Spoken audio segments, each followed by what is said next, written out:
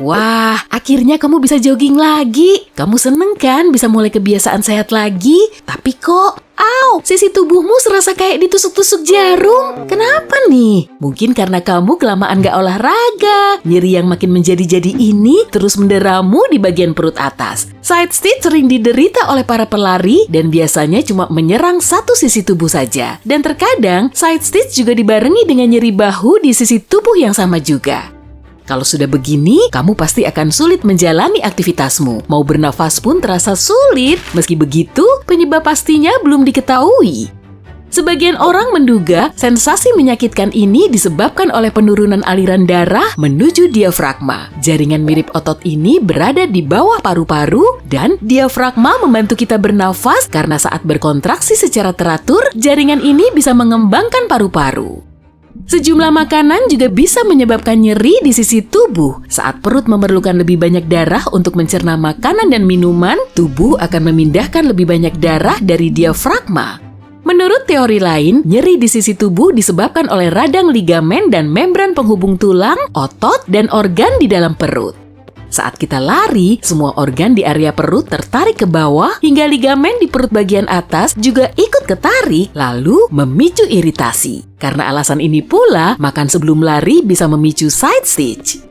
Lalu pelajaran apa sih yang bisa kita ambil di sini? Jangan langsung makan sebelum kamu lari, serta hindari minuman bergula sebelum dan selama latihan. Kalau sisi tubuhmu terasa sakit, lakukan peregangan otot perut, lalu tarik nafas dalam-dalam dan bungkukan badan untuk mengencangkan ototnya. Dengan begini, kamu bisa lanjut jogging lagi. Kalau kita ngomongin soal anomali tubuh, kebanyakan orang nggak bisa menjilat sikunya sendiri. Udah kamu praktekin juga? Lidah kita terlalu pendek untuk menjilat siku. Tapi ada juga orang yang punya kemampuan ini karena tubuh mereka fleksibel. Dan sekali lagi, kebanyakan orang nggak punya kemampuan ini. Kamu nggak bisa mencet hidungmu sambil bergumam karena saat bergumam, kamu juga ngeluarin nafas. Saat mulut dan hidungmu sama-sama tertutup, udaranya nggak bisa keluar. Saat bergumam pun, kamu cuma bisa bertahan selama sekian detik sambil terpaksa membuka mulut untuk menarik nafas. Kamu lagi jalan-jalan di kawasan baru dan saat melihat kafe estetik, kamu langsung memasukinya. Dan ternyata, wah, kamu udah pernah kesini ya? Menurut feeling kamu sih gitu. Déjà vu berlangsung sangat cepat. Dalam bahasa Prancis, déjà vu berarti sudah pernah melihat. Hampir 80% manusia mengaku telah mengalami déjà vu minimal 1 kali dan para ilmuwan juga punya pendapatnya masing-masing. Tapi kebanyakan dari mereka menyatakan fenomena ini punya keterkaitan dengan ingatan kita. Teori pertama mengklaim persepsi kita terpecah, jadi kemungkinan déjà vu muncul karena kamu pernah melihat kafe tersebut. Tapi saat pertama kali kamu melihatnya, kamu nggak terlalu fokus atau cuma ngelihat sekilas. Kemudian, otak mulai membentuk ingatan berdasarkan apa yang kamu lihat meski kamu nggak mengingatnya secara sadar. Teori kedua menyatakan otak kita juga bisa melakukan kesalahan. Otak mengaktifkan bagian yang mengingat kenangan, lalu bagian yang melacak kondisi di sekitarmu juga ikut aktif hingga kamu meyakini peristiwa yang kamu alami saat ini juga pernah terjadi. Padahal otakmu udah salah tafsir.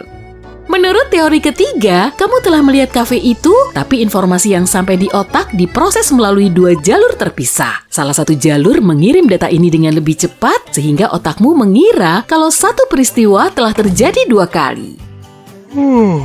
Kamu mulai mengantuk ya? Bangun dong! Menurut pendapat para ahli, kita menguap untuk meregangkan otot rahang, sehingga meningkatkan aliran darah menuju wajah, leher, dan kepala.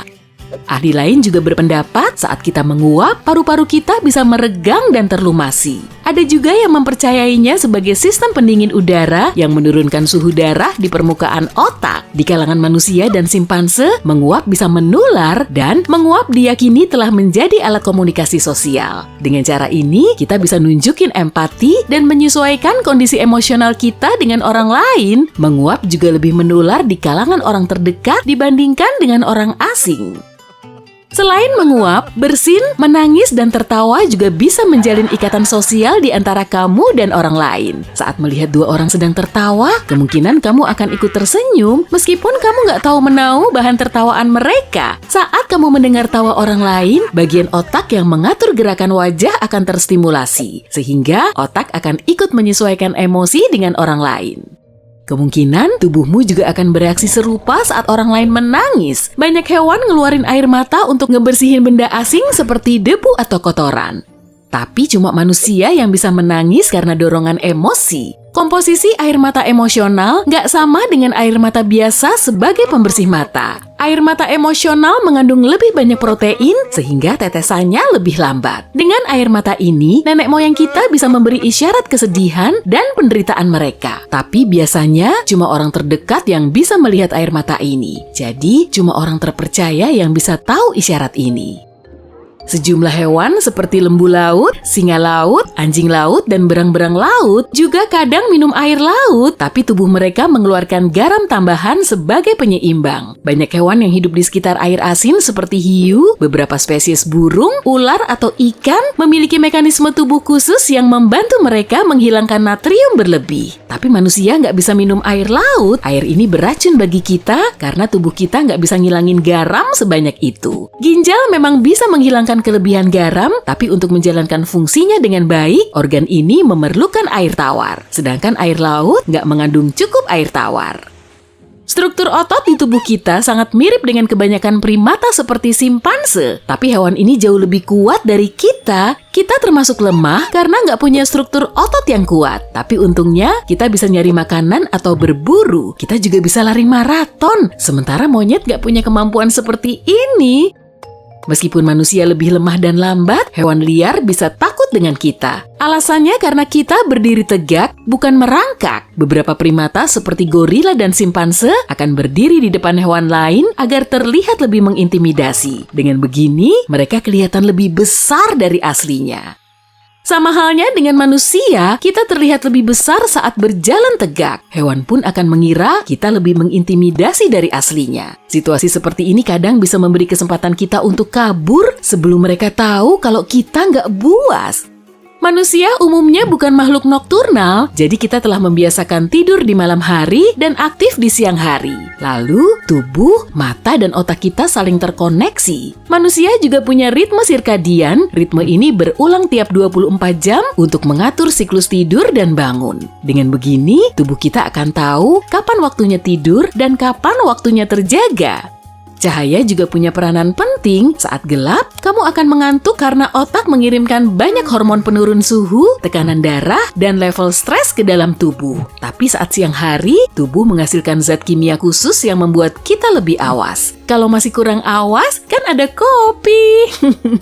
Coba deh duduk tegak. Posturmu bisa mempengaruhi pikiranmu dan mencerminkan perasaanmu. Otak bisa mengingat kenangan yang berbeda saat posisi dudukmu berlainan. Misalnya, saat kamu lagi optimistis, senang, dan positif, ataupun saat kamu ngerasa nggak berdaya, lemah, dan hancur.